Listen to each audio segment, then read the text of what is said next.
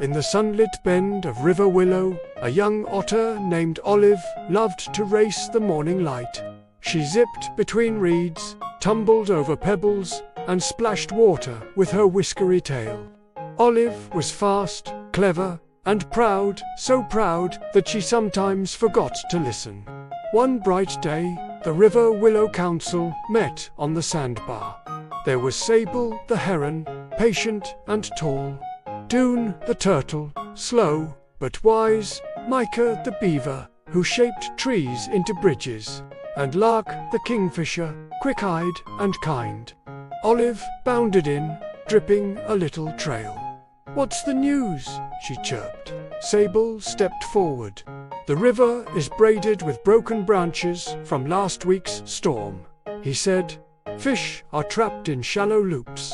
We must clear the way so everyone can swim safely." "I'll do it," Olive cried. "I'm the fastest. I can zip, dip, snip, and grip. Leave it to me." Dune blinked. "We will do it together," he said. "A smooth river needs many paws and wings." But Olive had already bounded off, carrying only her confidence. She rushed to the first tangle and tugged. The branches were heavier than she expected, and as she pulled, the pile wobbled. A twig snapped and booped her nose. Olive giggled, then pulled harder. The heap slid with a slurp and jammed tighter than before. Lark fluttered down beside her. "Try from the base," he suggested. "There's a knot under the water." "I've got this," Olive said. Puffing her chest, she tugged from the top. The branches argued with creaky nose. Minutes stretched, Olive's paws grew tired, and the river kept gurgling in small circles, worrying the trapped fish. Mica paddled up with a bundle of willow twine. "We can tie a lever and lift," he offered. "I don't need a lever," Olive said. "Watch me." She gave the biggest yank she could. The pile burped a muddy bubble. Nothing moved. By noon, Olive's whiskers drooped. She sat on a rock and sighed. The fish flickered in the loop, waiting. The council gathered without scolding. Dune climbed onto the rock, his shell warm from the sun. "Do you know the story of the single reed?" he asked. Olive shook her head. Dune nodded toward the marsh.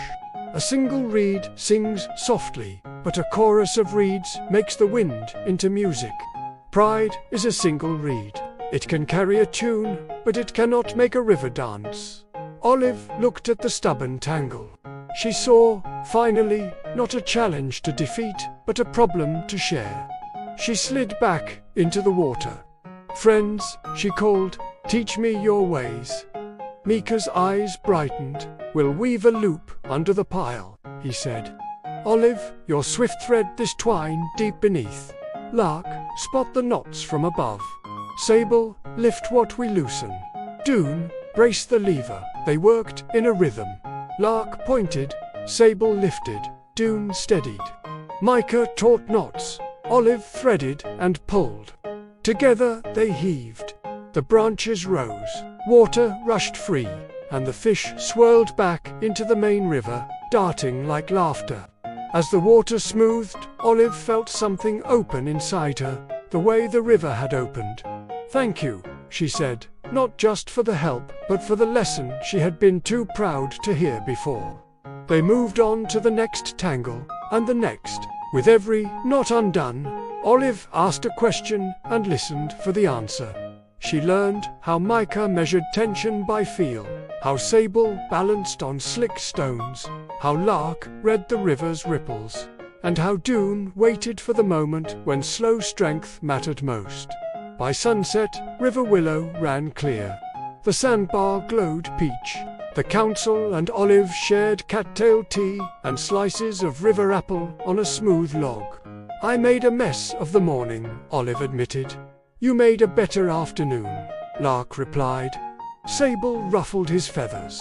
"Speed is a gift," he said, "but it shines brightest beside patience." Dune sipped his tea. "When many try to be the first," he said, "the river grows crowded. When one invites the rest, the river grows wise." Mica tapped the log with his tail.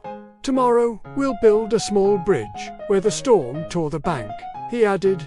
"Would you lead us, Olive?" Olive's ears perked. She thought of the single reed and the chorus. "I'll lead with listening," she said. The next morning, they set to work. Olive swam messages between banks. She asked Sable which stones could anchor a beam. She learned from Lark how to choose straight branches from the shadow side of trees, where the grain held strong. She waited with Dune for a slow current to turn, then gave Mica the tug he needed to wedge the final beam into place. What would have taken one otter all week took a team a single golden morning. When they crossed the new bridge, foot by careful foot, the river whispered thank yous against the supports. Olive looked at her friends and felt the pride returned now, thinner and brighter, like a ribbon instead of a wall.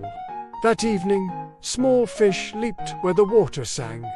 Olive flicked her tail and laughed. "I used to race the morning," she said. "Now I race with it." Dune smiled. "A chorus travels farther than a solo." Olive nodded. "And a listening heart travels farthest of all."